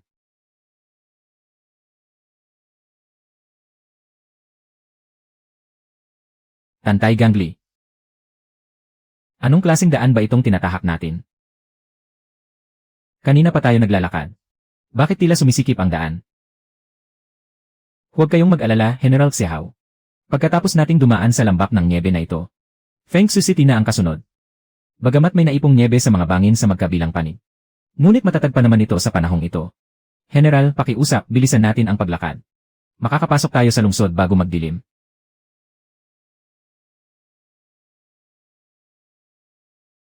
Sa utos ng Yuan Shichenzon. Diyos ng niebe na si Teng Liu, ipahiram agad ang banal na kapangyarihan.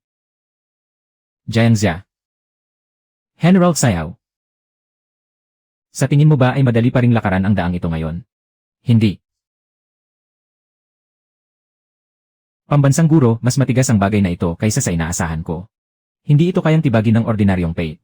Masyadong makapal ang yelong ito. Pasubugin na lang kaya natin gamit ang itlog bomba. Ilan ang dala mo? 3. Kasalukuyan pang gumagawa si Mucheng sa likod. Basta sapat ang mga materyales. Makakagawa pa kami ng 5. Subukan muna natin ang isa. Kung masyadong malakas ang ingay, sabihin na lang natin na sanhi ito ng pagguho ng niebe. Wala tayong kinalaman doon.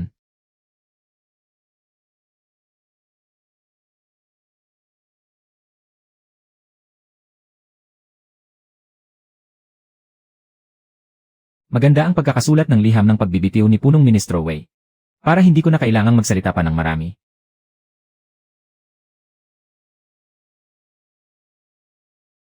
Pansamantala kong pamumunuan ang hukbo ng yelo at apoy. Tungkol naman kay Punong Ministro Wei. Mananatili ka pa rin bilang kanang Punong Ministro.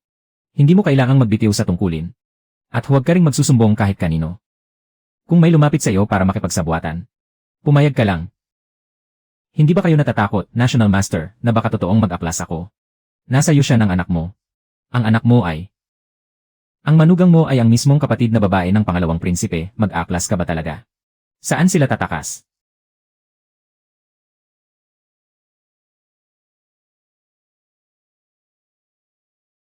Sa panig ni Wei Guang. Ano sa tingin mo? Hindi pa rin siya bumibigay. Pero hindi rin naman siya tumanggi. Hindi mahalaga kung bumigay man siya o hindi. Naipadala ko na ang utos ng pagpapakilos sa hukbong Chaihu. Sa panig naman ng hukbong Tianlang. Gaano karami ang kaya mong kontrolin? 70%. Ang natitirang 30%. Mahirap sabihin para sa mga mababang opisyal. Pero kapag nagsimula na ang digmaan, hindi sila mangangahas na sumuway. 3 araw mula ngayon, magbabago ang langit sa lungsod ng Tianyuan.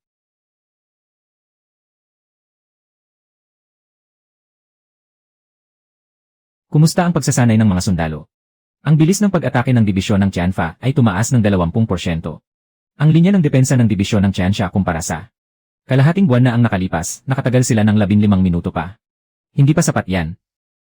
Kung ang kalaban natin ay ang lumilipad na kabalyerya ng Longxian ng dinastyang Kanglan, ang depensa natin ito ay madali pa ring mawawasak sa isang salakay lang.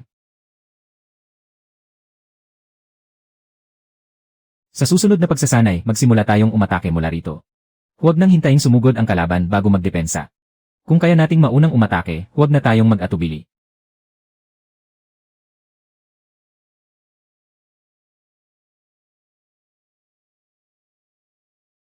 Ang mga materyales na ibinalik mo noong nakaraan. Kinalas ko ang dating sibat at muling tinunaw. Ang bagong ito ay may abot na mas malayo ng hindi bababa sa 300 zang. At ang lakas nito ay halos doble kumpara sa dati. Nasubukan mo na ba? Hehe, nasubukan ko na. May isang inabandunang toreng bato sa hilagang kanluran. Nawasak ito ng isang putok.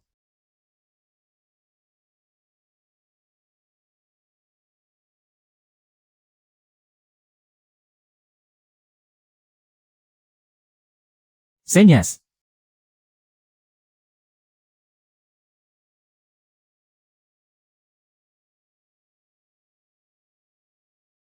Jiangxia.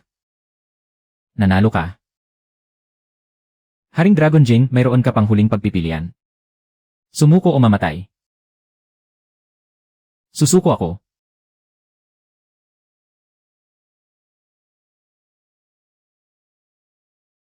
Kaya naman pala matagal nang patay si Zhenhai Mingwang. Nakarating ka rito. Ibig sabihin nito ay tapos na ang mga araw ng mga pirata ng Bihay.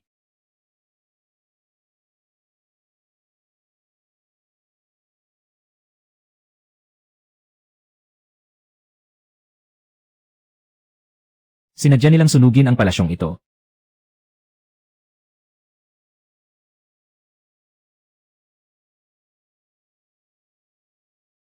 Ilan ang nawawala? Tumakas sina Haring Yinsh at Haring Huayu. Umalis sila kasama ang kanilang mga tauhan 3 araw na ang nakalipas.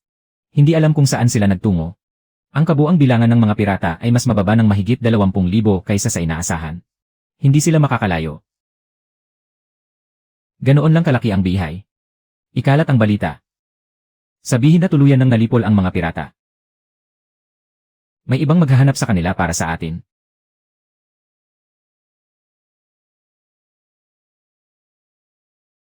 May kilos na sa panig ng Reyna. Sa loob ng 3 araw, magtutulungan ang Hukbong Tianlang at Hukbong Chihu para maglunsad ng rebelyon. Ang eksaktong oras. Hindi nakasaad sa lihim na ulat ang eksaktong oras. Pero nag-utos na ang Reyna na lockdown ang 4 na pintuan ng lungsod ng Tianyuan. Pinakamabilis na ngayong gabi. Pinakahuli na bukas ng umaga. Magpadala ng mensahe kay Baimu. Sabihan siyang maghanda. Sabihan si Lin Kongkong na maaari na siyang umalis pabalik sa lungsod ng Tianyuan. Baimu. Mag-aklas ka rin ba? Mula ngayon, ang hari na lamang ang kikilalanin ng abang general na ito. Kamahalan. Ang hukbong binyan na pinamumunuan mo ay itinalaga sa iyo ng National Master. Akala mo ba ay mga tauhan mo sila? Nanalo ka.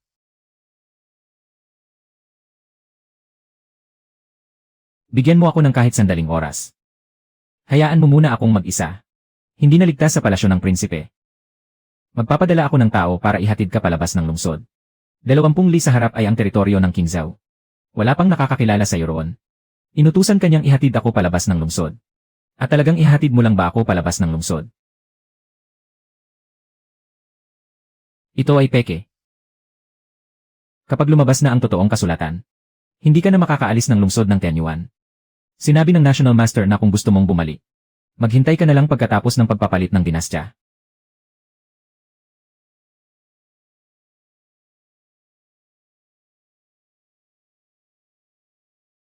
Magsitayo kayo. Ang unang utos ng bagong dinastya ng Bihay. Italaga si Zheng Xiang bilang banal na guro na tagapagtanggol ng bansa. Hindi magbabago ang kanyang titulo. At hindi magbabago ang kanyang kapangyarihan. Ang ikalawang utos. Simula sa araw na ito, itatatag ang korte ng National Master. Lahat ng may kinalaman sa militar, pagtatanggol sa hangganan, at pamamahala ng mga opisyal, ay dapat munang pag-usapan at pagpasyahan ng korte ng National Master. Bago iharap sa hari para sa kanyang pagsusuri. Tinatanggap ko ang inyong utos.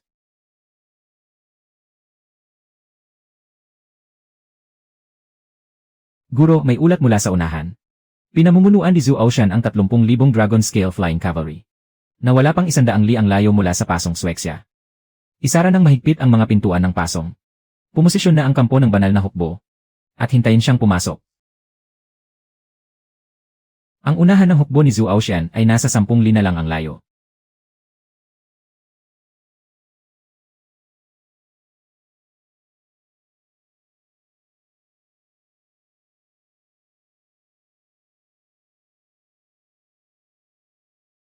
Iutos na umurong ng 3 li. At muling mag-ayos ng pormasyon. Babalik pa siya.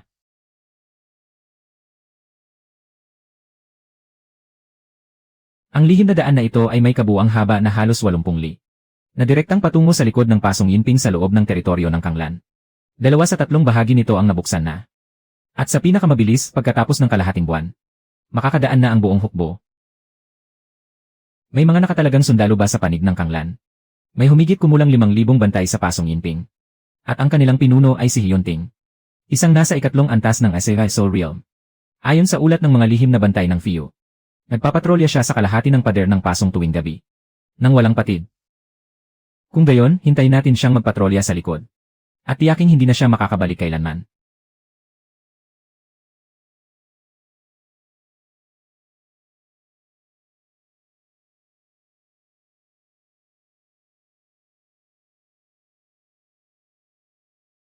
Ang ikatlong prinsesa at ang ikasyam na prinsipe ay mananatili sa palasyo ng Ximu mayong gabi. Mananatili rin ang hari ng Kanglan sa kanyang silid-aklatan mayong gabi. Silang dalawa ay magkasama. Tamang-tama para ubusin silang lahat ng sabay-sabay. Oras. Magpapalit ng silid pagkatapos ng kalahating shichen. Ang daanan ay nasa ikatlong pinto sa kanlurang pader. Handa na ang pribadong piging.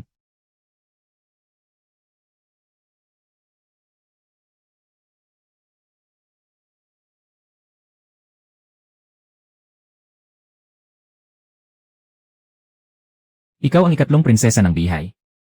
Magaling ang iyong paningin, ikasyam na prinsipe. Naparito ka ba para talunin ako? Naparito ako para magbayad ng utang. Para sa mga namatay sa lungsod ng Jujiang. Para sa akademya ng Yuling. At para sa lahat ng taong itinulak mo sa bingit ng kamatayan. Yuh! Yuh! Yuh! Tayo na. Ang hari ng Kanglan ay nasa kanyang silid-aklatan. May pumasok na doon para asikasuhin siya.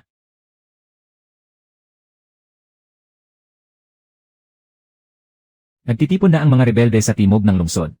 Nasaan siya? Kararating lang ng balita mula sa pasong Sweksya. Na umurong na ang unahan ng Dragon Bone Flying Cavalry at nagbabantay siya doon.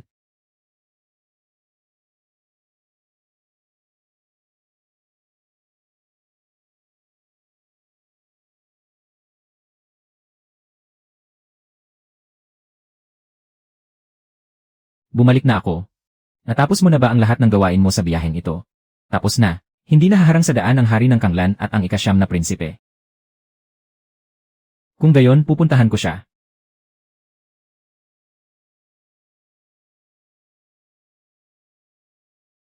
Ano ang susunod nating hakbang? Tapos na ang Kanglan. Naitatag na rin ang bagong dinastya ng bihay. Saan mo pa gustong pumunta? May nagsabi sa akin noon. Na kapag naging mapayapa na ang bihay, mula sa Void Battlefield ay baka may panibagong tawag na dumating. Napakalayong lugar niyon, hindi ba? Malayo nga. Pero palaging may daan pabalik.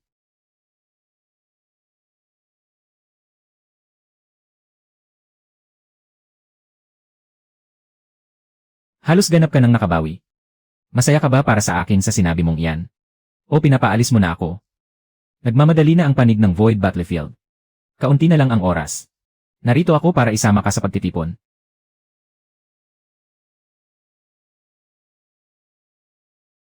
Hintayin mo ang pagbabalik ko.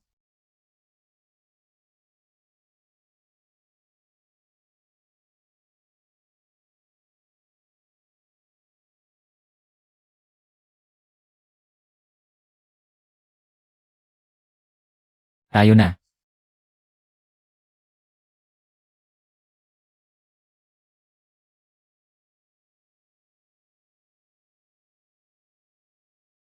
Sa pag-alis kong ito, maaaring matagalan bago ako makabalik.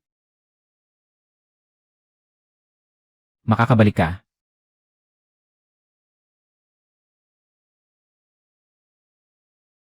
Tiyo, mas mabagal kayo ng 3 araw kaysa sa inaasahan. Naantala ako ng ilang bagay sa daan. Guro, sa wakas ay dumating din kayo. Kung hindi pa kayo dumating, ipadadala na sana ako ni Yang Jian sa unahan upang magmanman.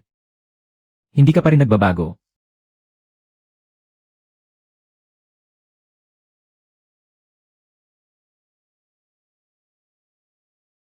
Nakarating na ang mga vanguard ng dayong lahi sa ikatlong linya ng depensa. Marami ang nasawi at nasugatan sa mga banal na sundalo.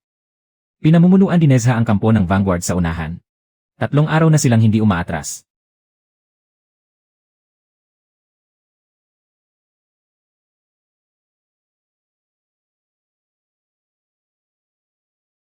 Ako na ang bahalang magbantay sa linyang ito ng depensa.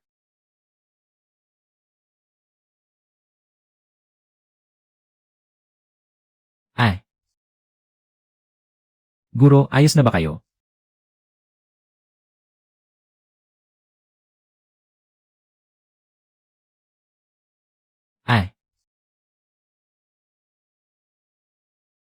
Maganda ang atake mong iyon, ano ang tawag doon? Wala pa itong pangalan.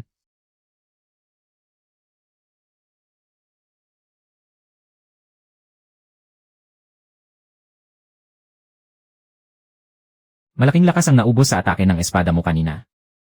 Pero naging epektibo naman. Plano mo bang magsanay gamit ang ordinaryong espada na ito palagi?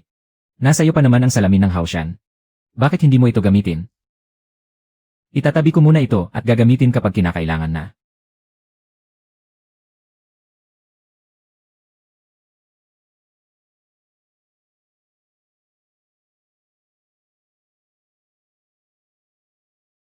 Umatras na ang lahi ng may pakpak. Ngunit pansamantala lamang ito. Babalik pa rin sila. Kung gayon, lalabanan natin silang muli. 3 araw na ang nakalipas nang patayin nila ang isa sa ating mga outpost squad. At umatras sila ng 10 li kasama ang kanilang mga tauhan.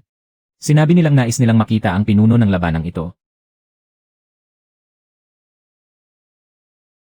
Nais niya akong makita. Kung gayon, hayaan siyang makipagkita. Ikaw pala ang bagong dating. At ikaw naman ang gustong makakita sa akin. Mas malakas ka ng kaunti kaysa sa inaasahan ko. Ang ataking ito. Tatandaan ko ito. Senior brother. Hayaan mo na siyang umalis. Babalik din siya. Kapag handa na siya. Hindi lang isang maikling talim ang dadalhin niya. Narito ang likurang kampo ng lahi ng may pakpak. 3 beses ko na itong naobserbahan. Araw-araw tuming nagpapalit ng gwardya. Ang posisyong ito ay nababakante sa loob ng oras ng pag-inom ng isang tasa ng tsa. Oras ng pag-inom ng tsa. Saan tayo abot sa oras na yon? Sapat na para makarating tayo rito. At pagkatapos ay sirain ang kanilang linya ng supply. Ako na ang magsasama ng mga tauhan. Isama mo si Long Suhu. Masusunod.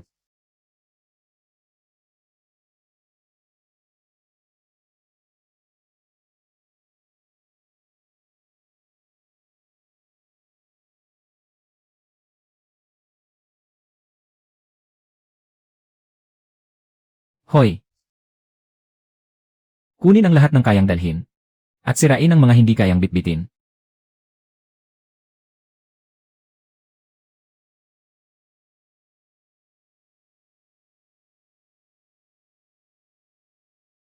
Kailangan na nating umatras.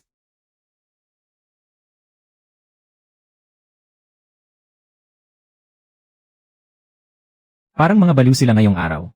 Sumusugod sila ng walang takot sa kamatayan. Dahil naputol ang kanilang supply sa lamba. Kung hindi sila susugod, mamamatay lang sila sa gutom. Ipinadala ito ng lalaking nakalaban mo kahapon. May inukit siyang mga salita sa maikling talim. Hindi ko ito maintindihan. Sa susunod nating pagkikita, itatanong ko kung sino ang tinutukoy nito. Ito ang naiwang kayamanan ng Panginoon ng digmaan sa kawalan. Tungkol sa mga tala ng monumento ng Bichen. Gaano karami roon ang totoo? Hindi marami, ngunit may isang bagay na tiyak. Hindi ito kabilang sa mundo ng mga immortal. Hindi sa mundo ng mga mortal. At hindi rin sa void battlefield na ito. CJ. Pag-uusapan natin kapag natapos ko na itong basahin. Itinabi mo ang aking maikling talim. Bakit? Ibinabalik ko ito sa'yo. Sa susunod nating laban, gumamit ka ng buong maikling talim. Tatandaan kita.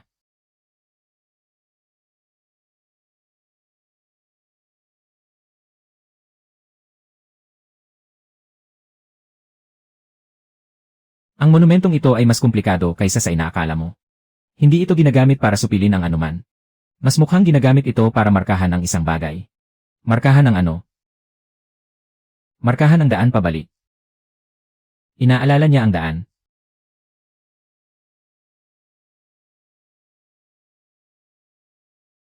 Plano mo ba siyang isama palagi? Ako ang pinili niya. Kung gayon, sasamahan ko siyang tapusin ang natitirang landas. CJ.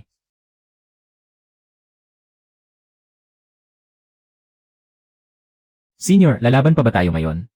Maghintay muna, naghihintay pa sila ng mga supply. Sila ang hindi makakapaghintay. Kung gayon, mauna na akong mag-abang sa unahan. Kapag dumating sila, ako ang unang haharang sa kanila. Sige, huwag kang masyadong lumayo. Hintayin mo kaming makarating ni Fuyisan bago ka kumilos.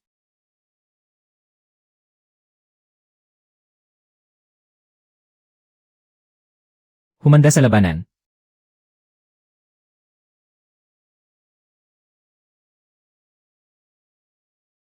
Bukas na ang mga kadenang bakal, sumugod kayo. Ay!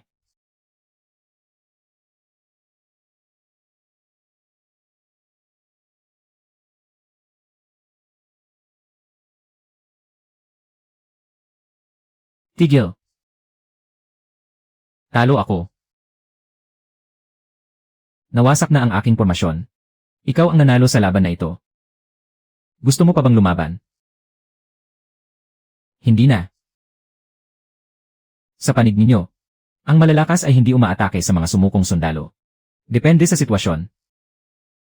Hindi ka nagdala ng mga tao ngayon para salakayin ang aking linya ng supply. Kaya hindi rin kita tatapusin ngayon.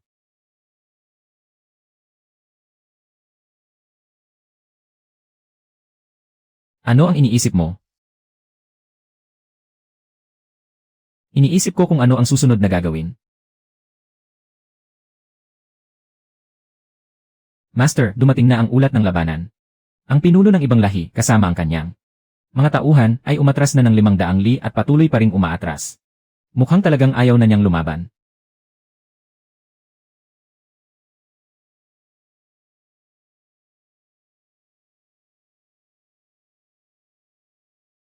Kung makakahanap ka ng daan pabalik, babalik ka ba? May naghihintay pa sa akin doon.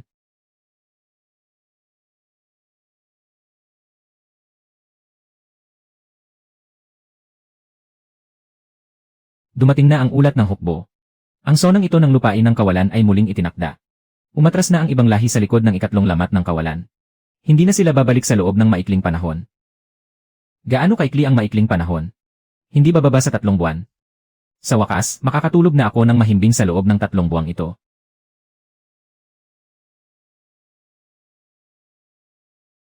Oras na para umalis.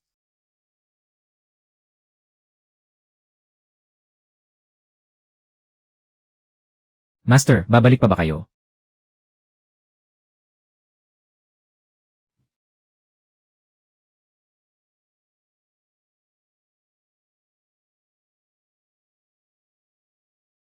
Mabuti naman at alam mo pa kung paano bumalik. Sinabi ko naman sa iyo na babalik ako. Master. Ligtas at maayos ang lahat sa pasong Sweksya. Tayo na.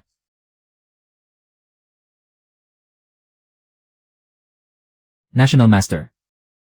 Nagbabalik na po ako.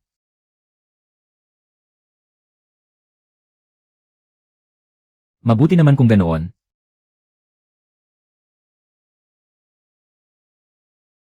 Salamat. Walang anuman. Ginoo, pupunta muna ako para suriin ang buwan ng ulat ng datos ng minahan. Tawagin niyo na lang po ako kung may kailangan kayo. Gusto kong gumawa ng ilang pagsasaayos sa kapangyarihan ng tanggapan ng National Master. Dati, lahat ng gawain ay naiipon sa pavilion ng National Master, kaya napakabagal. Sa susunod, hahatiin na ito sa ilang kategorya. Ang iba ay ipapamahala sa mga nakatalagang tao. Ang mga pinakamahalagang bagay na lamang ang asikasuhin ko. Inaayos mo ba ang mga huling habilin mo? Kailangan din naman itong ayusin maagaman o huli.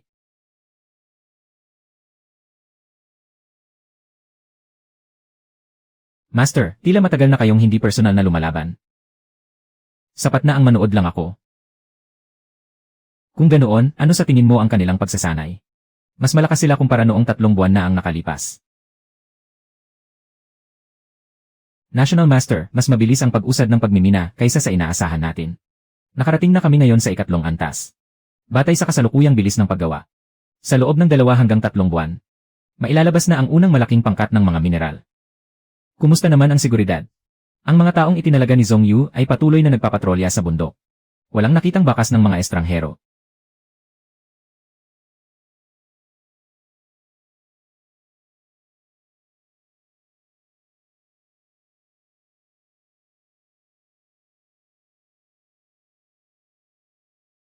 Kinausap ko na si Baimu.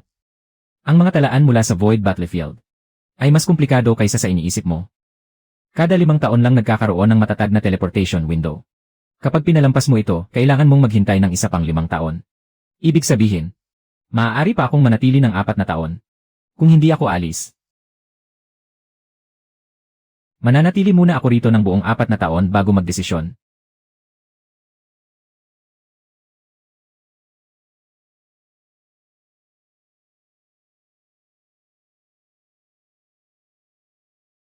Sakto ang dating mo.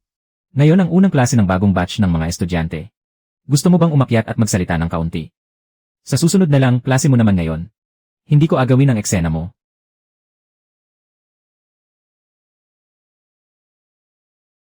Hindi naman sa ganoon, hindi mo kailangang pasanin ang lahat ng mag-isa.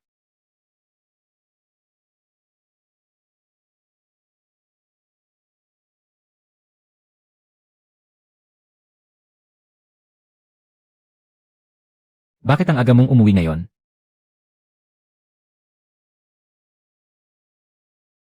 Nagsimula na ang klase sa akademya. Pumunta ako roon para tingnan, maayos naman ang lahat. Plano mo bang manatili rito?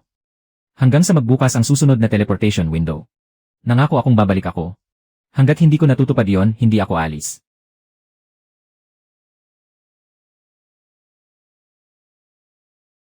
Guro, gaano na po kayo katagal na nakaupo rito? Hindi naman matagal. Kakakita ko lang sa inyo na umikot mula sa kanto ng tulay sa harap. Maayos ang pagkakapanatili ng inyong pormasyon. Talaga bang ipagkakatiwala ninyo sa akin ang buong kampo ng banal na hukbo?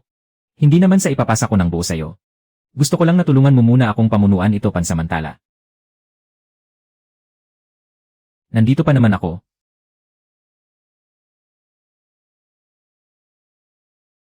Aalis pa ba kayo? Hindi ko pa napagdedesisyonan. Pero umalis man ako o hindi. Hindi ko ito makakalimutan. Mukhang palagi kayong nasa mansyon nitong mga nakaraang araw. Saan pa nga ba ako pupunta? Sa bagay. Kailan ang susunod na pagbubukas ng teleportation window? Siguro mga 4 na taon pa. Kung ganoon, mayroon ka pang 4 na taon. Paano mo planong gugulin ang 4 na taong ito? Mayroon akong tanong. Matagal ko nang gustong itanong. Sige, magtanong ka. Bumalik ka ba dahil tapos na ang labanan sa Void Battlefield? O dahil may iba ka pang hindi natatapos na gawain? Pareho. Bukas ng gabi, gusto kong maglakad-lakad sa dalampasigan ng Bihay. Gusto mo bang sumama? CJ. Ay. Salamat. Mag-ingat sa paglalakad sa gabi. Noong nasa Void Battlefield ka pa. Madalas ka rin bang maglakad sa gabi? Madalas. Walang pinagkaiba ang araw at gabi roon. Palaging kulay asul-abo ang nakikita ng mga mata mo. Minsan, sa patuloy na paglalakad, nalilimutan ko na ang oras. Paano naman dito? Kabisado ko ang mga daan dito.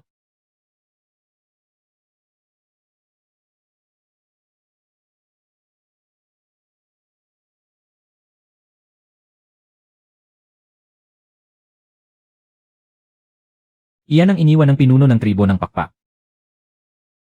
Hinanap ka ba niyang muli pagkatapos niyon? Isang beses. Noong gabing iyon sa tabi ng mga guho. Sinabi niyang babalik siya para sa pangalawang laban namin. Sa tingin mo ba ay matatalo ka niya? Mahirap sabihin. Pero hindi ako natatakot na manalo siya.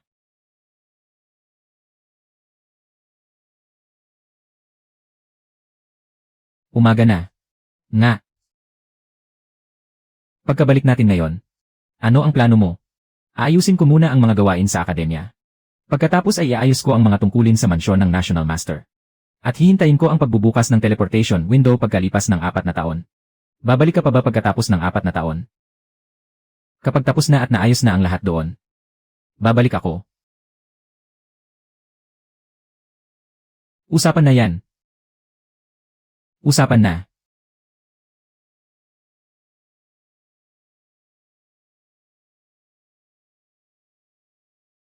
Tayo na, oras na para bumalik.